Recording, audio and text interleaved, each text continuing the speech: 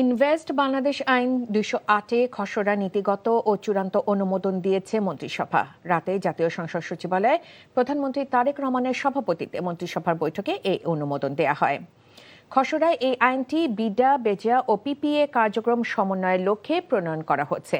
এই আইনের মাধ্যমে প্রস্তাবিত কর্তৃপক্ষ দেশের শীর্ষ বিনিয়োগ উন্নয়ন ও সমন্বয়কারী সংস্থা হিসেবে কাজ করবে। সভায় জাতীয় নবায়নযোগ্য জ্বালানি উন্নয়ন কৌশলপত্রের খসড়া অনুমোদন দেওয়া হচ্ছে। এছাড়া আমদানি নীতি আদেশ 2026 থেকে 2029-এ খসড়াও অনুমোদন দিয়েছে মন্ত্রিসভা। প্রস্তাবিত আমদানি নীতিতে প্রথমবারের মতো প্রবাসী বাংলাদেশির সংজ্ঞা অন্তর্ভুক্ত করা হচ্ছে। পাশাপাশি তাদের অনুমোদিত শিল্প প্রতিষ্ঠানের জন্য যন্ত্রাংশ ও কাঁচামাল আমদানির সুযোগ আরও সহজ করা হচ্ছে।